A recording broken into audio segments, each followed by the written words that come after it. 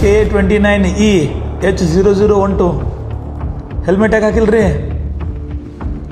Dio ಗಾಡಿ ನೀವೇ ಎಲ್ರಿಗೂ ನಮಸ್ಕಾರ. ನನ್ನ ಹೆಸರು ಗಜಾನನ ಸುತಾರ್ ಅಂತ ಹೇಳ್ಬಿಟ್ಟು DYSP ಬಾಗಲಕೋಟೆ ಕೆಲಸ ಮಾಡ್ತಾ ಇದ್ದೀನಿ.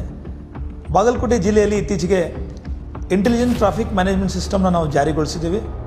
ಇದರಲ್ಲಿ ಆರ್ಟಿಫಿಷಿಯಲ್ ಇಂಟೆಲಿಜೆನ್ಸ್ ಕ್ಯಾಮ್ರಾಗಳ ಮೂಲಕ ಟ್ರಾಫಿಕ್ ವಯಲೇಷನ್ಸ್ ಏನಿರ್ತವೆ ಅದನ್ನು ಕ್ಯಾಪ್ಚರ್ ಮಾಡ್ತೀವಿ.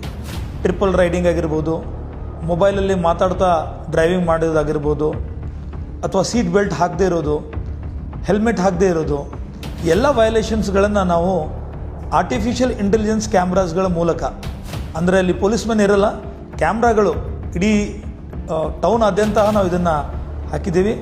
ಸುಮಾರು 325 ಕ್ಯಾಮ್ರಾಗಳು ಕೆಲಸ ಮಾಡ್ತಾ ಇದ್ದಾವೆ. ಏನೇ ಟ್ರಾಫಿಕ್ ವಯಲೇಷನ್ಸ್ಗಳಿದ್ದರೆ ಆಟೋಮೆಟಿಕ್ಕಾಗಿ ಕ್ಯಾಪ್ಚರ್ ಆಗಿ ಅದು ಏನು ದಂಡ ರಸೀದಿ ಇರುತ್ತೆ ಅದು ಆಟೋಮೆಟಿಕ್ಕಾಗಿ ಜನ್ರೇಟ್ ಆಗುತ್ತೆ. ಆವಾಗ ಆ RC ಓನರ್ ಏನಿರ್ತಾರೆ ಅವರಿಗೆ ಅದನ್ನು ನಾವು ಥ್ರೂ ಪೋಸ್ಟ್ ಮೂಲಕ ಮತ್ತು ಮೆಸೇಜ್ ಮೂಲಕ ದಂಡ ಕಟ್ಟಿ ಅಂತ ಹೇಳ್ಬಿಟ್ಟು ನಾವು ಕಳಿಸ್ಕೊಡ್ತೀವಿ. ಈ ಏನೊಂದು ದಂಡ ಕಟ್ಟೋ ಪದ್ಧತಿ ಇದೆ, ಇದು ಆ RCಗೆ ಬೋಜ ಮೇಲಕ ಕೂತ್ಕೊಳ್ಳುತ್ತೆ. ಹೀಗಿದ್ದಾಗ ಆ RC ಓನರು ಅದನ್ನು ಟ್ರಾನ್ಸ್ಫರ್ ಮಾಡೋದಾಗಲಿ ಅಥವಾ FC ಅಥವಾ ಇತರೆ RTO ಕೆಲಸಗಳನ್ನ ಮಾಡ್ಕೊಳ್ಳೋಕ್ಕೆ ಆಗಲ್ಲ. ಆ ಡ್ಯೂ ಬಿಲ್ ಕ್ಲಿಯರ್ ಆಗೋ ತನಕನೂ ಅದು ಕ್ಲಿಯರ್ ಆಗಲ್ಲ. ಹೀಗಿದ್ದಾಗ ದಯವಿಟ್ಟು ಬಾಗಲಕೋಟೆಯ ಎಲ್ಲ ನಾಗರಿಕರೆಲ್ಲ ಮನವಿ ಮಾಡೋದೇನಂತಂದರೆ, ದಯವಿಟ್ಟು ಟ್ರಾಫಿಕ್ ರೂಲ್ಸ್ನ ಫಾಲೋ ಮಾಡಿ.